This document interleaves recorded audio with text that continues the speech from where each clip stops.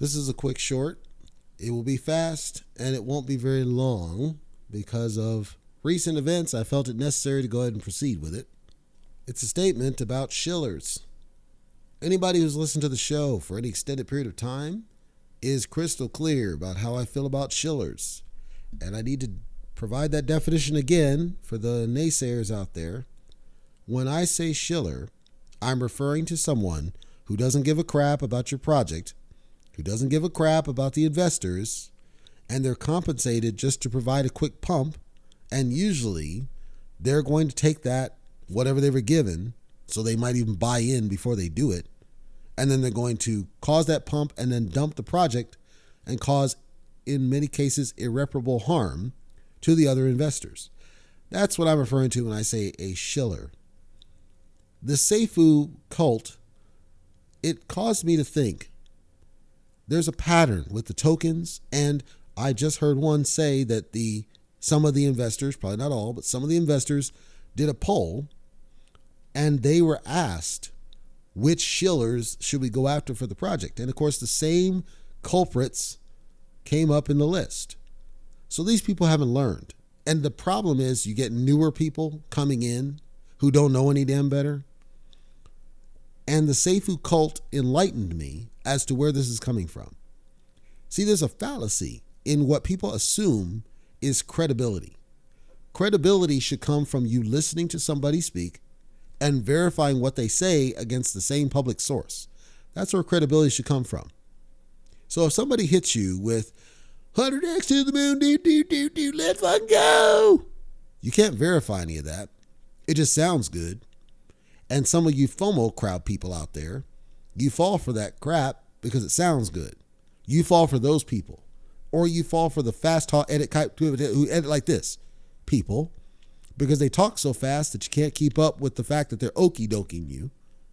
Those are the people you fall for because they sound good. It's like Donald Trump. You fall for people who sound good, not people who have something to say.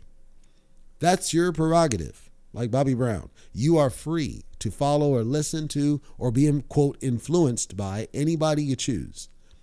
I will never support shillers because as an investor myself, I have seen the damage they have caused to many projects.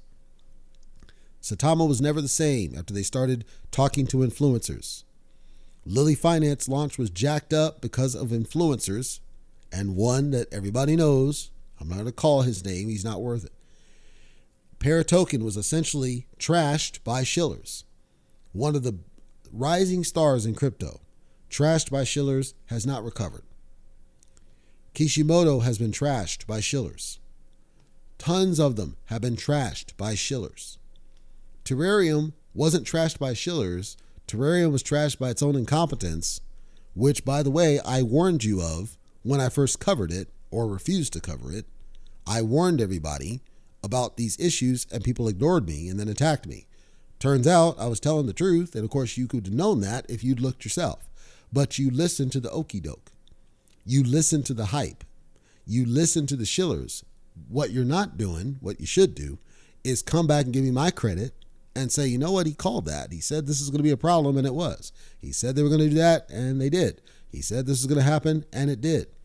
You should come back and give me my credit, and ideally, which gets you to my second argument, we start understanding better about what true credibility is. Credibility is what you can prove.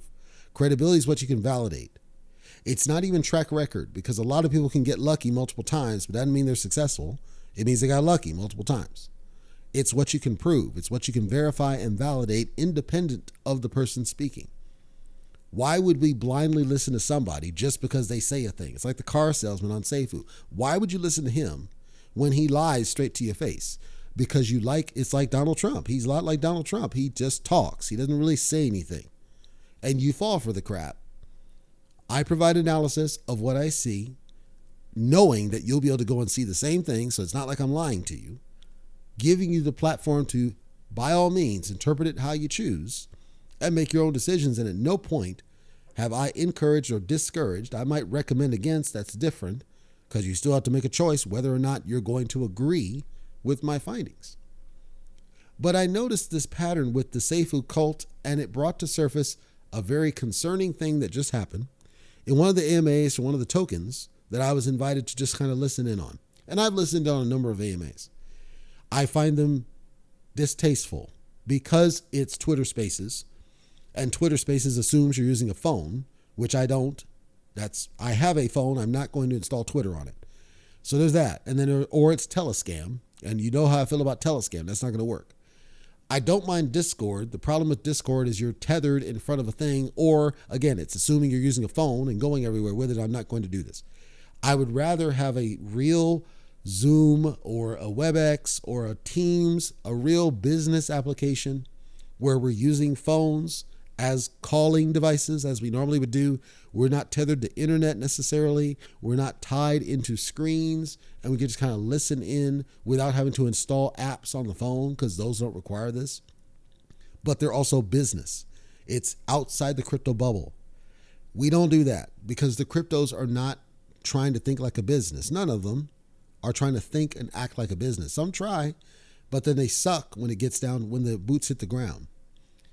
So I'm invited to this, and no problem, I'll listen in. It won't change my stance because I had provided coverage for this token in the past, back in December. And what I said back in December still rings true because they haven't changed from what I wanted them to see. This got me thinking. It's not even about an understanding of, everybody takes it as, why are you trashing them today?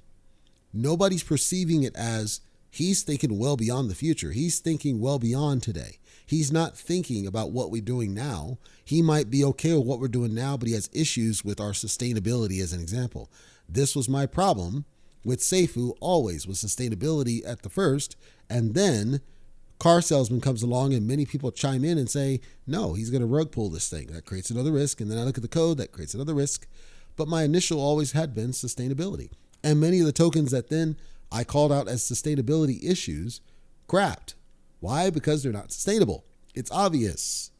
So when I say I like a token who wants to smoke and will come on the show and talk it out, that's simple. It's pretty straightforward. I'm trying to get them to think beyond what's in front of them. This is not just the token devs, it's the investors too. Think beyond today. Today doesn't matter. You already have something. Today's easy. Future's not so easy. We're seeing a shift in the mindsets of everybody out there in the crypto land. Nobody cares about Inu anymore. Have you noticed that? Even though Inu at one point was a big thing because of the stupid Elon tweet. Now Elon could tweet and he can't significantly spike tokens like he did. Nowhere near like he used to. It might do a little bit of a pump, but it won't last, and it certainly won't be as good as it used to be. Like Baby Doge, deep, deep, deep, deep.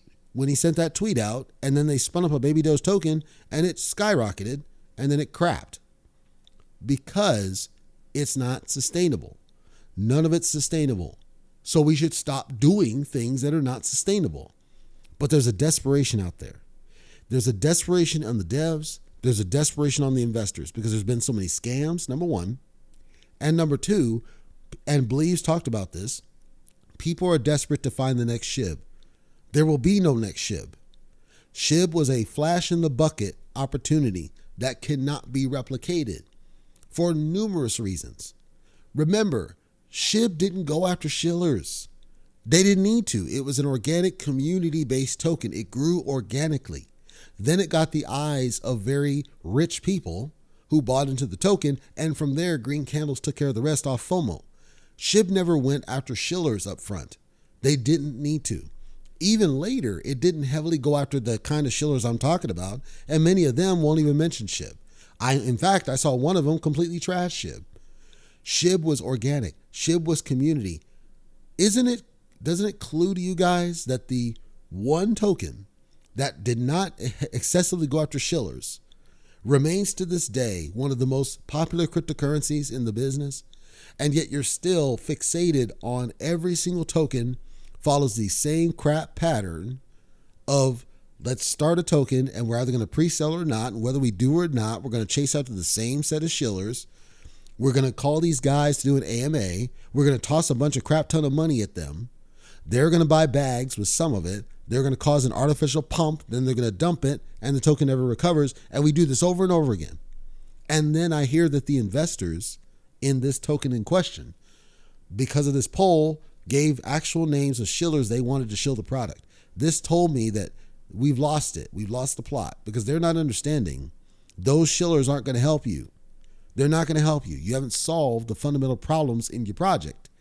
And if you can't solve the fundamental problems in your project, the Shiller's not going to do any good other than an artificial pump. If all you care about is making a couple $100, cool. There are people out there that actually would like to make some long-term income. So when we look at other projects now, and we look at where we've come from the Enu days, Enu went away. It was gone. Nobody wants to spin an Enu anymore. Then all of a sudden, what happens? We start seeing some of these other tokens show up, and NFTs-based tokens start to hit the forefront. We start to see too many of them. And you've heard me talk about Paratoken. I said, I don't think your excessive push to NFTs is the right answer. I think people are tired of it. I think people are tired of seeing it shoved in the face. It's going to harm you. Everybody can go look at Paratoken's graph, and I challenge you to tell me I'm wrong. Because people are tired of it. I hear it, but I also see it. That doesn't mean there aren't people who like NFTs. That doesn't mean there aren't people who want NFTs. It means that your NFT has to be truly compelling. And just seeing a dog doing dancing is not going to compel to the majority that would buy it in the first place. Second, we still got 95% of the world who isn't even in crypto, much less NFTs. NFTs is a minority group of people. And the ones that are really selling are the garbage ones, and it's the same group of rich people buying the crap. We're not expanding it. We're not developing it out. We know this. We can look at who's buying and who's selling. It's blockchain, it's public. But yet we're still trying to repeat that definition of insanity, and nobody seems to want to question it but me. And I'm curious why that is. Well, when I watched the Seifu cult, I noticed a pattern, and kudos to YouTube, as critical as I am of them. They do a masterful job filtering out the garbage that these cats try to put in my comments feed, because they're too stupid to understand that when they come at me with direct insults, YouTube's going to filter it out anyway. And if YouTube doesn't catch it, I'll catch it pretty much immediately. But it's all a bunch of kids, and they put this out, and there's a pattern there. This pattern matches what I saw just recently, and it matches the devs that duck the smoke. And it is that there's an inherent assumption of credibility based on subscriber counts or follower counts. So in Twitter, it's obviously follower counts. In YouTube, it's subscriber counts, and so on. There's an inherent assumption that because a person has a number of subscribers or a number of followers, that's credibility. Here's the flaw, and I'm trying to do this to educate people, because maybe they don't know this. I can't assume that you do. Here's the flaw. Number one, let's say for one brief moment that a person who has 100,000 subscribers can get 10,000 of them to buy. That's 10,000 people, okay? You're assuming those 10,000 will tell other people. You're assuming basically a pyramid scheme. You're assuming that it's going to cause a dramatic increase in holders. Paratoken went after the top Shillers in the business. It never got past 4,000 holders. Do you know why? Because it doesn't mean a crap how many subscribers you have if they're not inclined to buy in. And guess what? Some of those Shillers aren't that good, and people are starting to clue in on that. So that's problem number one. It doesn't matter how many subscribers you have. It matters whether you suck at convincing people to buy the token. It doesn't matter if they're your subscriber. It just matters that you can find those people that are willing to buy your token. You don't need a Shiller for that. You don't. I can do an ad campaign right now on any token that really wanted to smoke with me. I can do an ad campaign right now for $100 that would get more people to buy that token than any Shiller put together, because that's marketing. It's a skill. It's actually a college-based skill, but it's a skill. You have to know how to do it. So that's problem number one. Your flaw is you're assuming these people are competent enough to get people to buy the token just because they have a bunch of people subscribed to them. Leads me to problem number two. And again, many of you may not know this, but you can buy subscribers. In fact, many of them do. Not only can you buy subscribers, it's actually very cheap to do so. So these ones that you see that's got like 50,000 subscribers, 100,000 subscribers, all they needed to do was fork over $300 to $1,000, depending on how much they wanted, and buy subscribers. And they're real people, but they're real people that don't mean shit. And I had to say that because it's important. They don't mean anything. All they are just numbers. It's just numbers. It doesn't mean anything. Now let's throw some theory out there. Let's assume that of the people who have the 50 to 100,000 subscribers, that about 1,000 of them are legitimate. Let's assume that if the remainder are illegitimate, meaning they were purchased, what is the probability that they're going to buy this crypto token when many of them don't even care about cryptocurrency in the first place? So now what's happened? You as an investor had your money used to enrich this person simply because you saw a number of subscribers and you assumed they were either credible or capable of a marketing push. A lot of you are not using return on investment and you're not paying attention to it like you should do, because return on investment should tell you your token should inform how much money are we paying who and what do we expect to get in exchange for that money. If I pay this person over here $15,000, and that's a real price for one of the Shillers, by the way. If I pay them $15,000, we should at minimum expect to get our $15,000 back. However, the quick pump isn't good enough. It has to be sustained pump. If we assume that our token is or should be $1 per coin, I should be able to get at least 15,000 people to buy one coin. I think that's fair. That would be a good return. Then I need to see how far above do we get on that. What investors aren't doing, and it's concerning, and what the tokens aren't doing, and it's concerning the investors aren't holding them accountable to this. Anytime a token presents that they're going to go after someone to help market a token, whether it's a Shiller or true marketing, somebody should step up and ask the question about ROI. I see what you're spending. I see who you're giving it to. How do we know we're going to get it back? Whatever agreement is put in place with said Shiller should give some assurance of ROI. The Shiller cannot guarantee how many people will buy it. That's not what I'm saying. I'm saying there should be some assurance of ROI. Here's what I'm supposing and presenting. And I'll do this for free. I normally wouldn't do this for free, but I'll do it for free because I know this is a problem. It's kind of an endemic problem. Here's something to think about.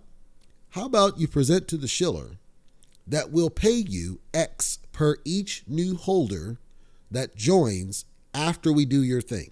So up front, you do it complimentary. And then we pay for performance. As people buy into the token, we'll pay you X per holder that we add. We don't even care how much the holder buys. We don't. We care that we get the holder counts up. Or maybe you do care about a certain number of tokens being sold. Or maybe you care about a certain increase in liquidity. So in a so-called SMART goal, and I challenge you to go and search it out so that you can learn something. In a so-called SMART goal, we should understand what it is we're trying to get after. What are we trying to solve? What's the goal? We should be able to put a number to that. It should be achievable and it should be realistic, right? We should be able to test against it. We should be able to put something that we can hold them against. Then we say, in order to meet this, you do what you're doing. We want to test how good you are or are not. So you go and do it, and we'll pay you for performance. If we don't get any holders, you don't get jack. How about that? Many of them will not take that deal. You know why? Because it doesn't benefit them. And I don't blame them. But it's the best way for the token to do the best interest for the investors. Not to just throw money at people who can't show and prove. Show up and actually do what they say they can do to their hundreds of thousands of followers. If you're paying somebody to do fundamental analysis, that's a different thing. Because the fundamental analysis in of itself is not designed to do anything other than give you a second perspective on what we see as potential flaws or gaps or deficiencies in the project.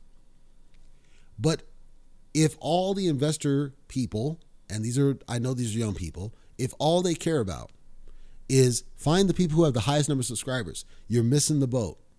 because you have no assurance those people can sell any of those people. And if you're banking on past projects, you're doing it wrong, because I can name at least 5 that said Shillers, the same list of Shillers, completely tanked and ruined. And they'll do the same to your project here now. Now, you're free to ignore me when I say that.